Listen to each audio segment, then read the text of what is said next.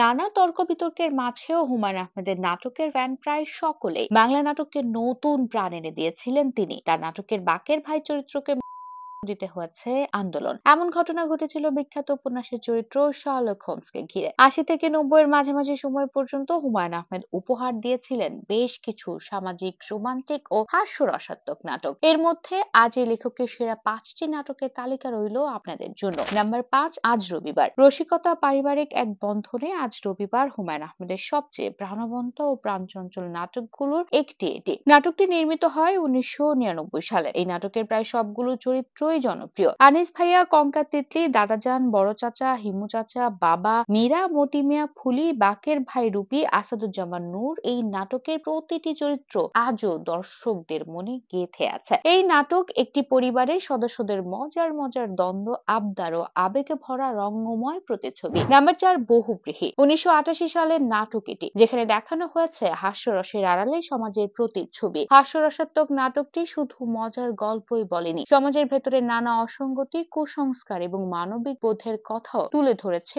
সূক্ষ্মভাবে। নাটকের চরিত্রগুলো হয়েছে কালজয়ী। বিশেষ করে নাটকে ফরিদ মামার চরিত্রে আলী যাকেরের অভিনয় আজও মুগ্ধ করে সবাইকে। এই নাটক প্রমাণ করেছে হাসির মধ্যেও গভীর চিন্তা লুকিয়ে থাকতে পারে। নাটকে আবুল হায়াত, আলেয়া ফেরদৌসী, আলী যাকের, লুৎফুন নাহার লতা, আসাদুজ্জামান নূর, আফজাল শরীফের মতো তারকা অভিনয় শিল্পীরা। নাম্বার ৩, এইসব দিন রাত্রি। হুমায়ূন আহমেদের অন্যতম জনপ্রিয় ধারাবাহিক নাটক এইসব দিন রাত্রি। এটি ছিল এক মধ্যবিত্ত পরিবারের সহজ সরল জীবনের কাহিনী, যেখানে ছিল আনন্দ, দুঃখ, স্বপ্ন আর বাস্তবতার করুণ চিত্র। হুমায়ূন আহমেদের এই নাটককে টিভির পর্দায় আনেন পরিচালক মোস্তাফিজুর রহমান। নাটকটিতে চরিত্রগুলোর স্বাভাবিক আচরণ এবং সংলাপের বাস্তবধর্মী ভাষা দর্শকদের মুগ্ধ করেছিল। এই নাটকের মধ্য দিয়ে প্রথমবারের মতো দর্শক টেলিভিশনে ঘরের গল্প দেখতে পান, যেখানে কল্পনার চেয়ে বাস্তবতা বেশি ছিল। বুলবুল আহমেদ, ডলি জহুর, আসাদুজ্জামান নূর, ইনামুল হক, খালেদ খান, লুৎফুন নাহার লতা, দিলারা জামানরা দুর্দান্ত অভিনয় করেছেন এই নাটকে। নাম্বার ২, নক্ষত্রের রাত। হুমায়ূন আহমেদের সবচেয়ে ভালো কাজগুলোর একটি এটি। নক্ষত্রের রাত নাটকের গল্পে হাসান চরিত্রটি একজন দার্শনিকের দৃষ্টিকোণ থেকে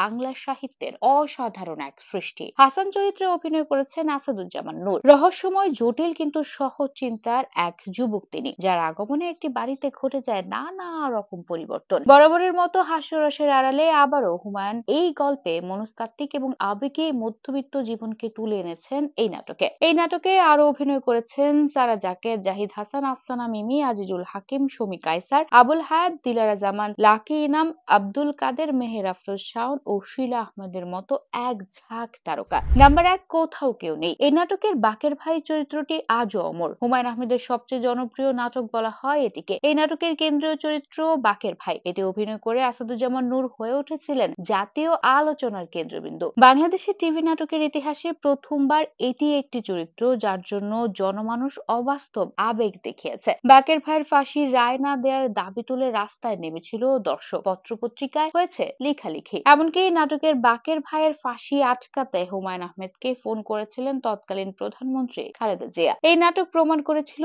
গল্প বলার শক্তি মানুষকে কিভাবে বাস্তবতার চেয়েও বেশি বিশ্বাসী করে তুলতে পারে। এই নাটক হুমায়ূন আহমেদের লেখা, আর এটি নির্দেশনা দিয়েছিলেন বরকতুল্লাহ। এতে আসাদুজ্জামান নূর, সুবর্ণা মুস্তফা, আব্দুল কাদের, লুৎফুর রহমান জর্জ, মাহফুজ আহমেদ, আফসানা মিমি ও হুমায়ুন ফরিদের মতো তারকারা অভিনয় করেছেন, যা আজও বাংলা নাটকের ইতিহাসে শ্রেষ্ঠ হয়ে আছে।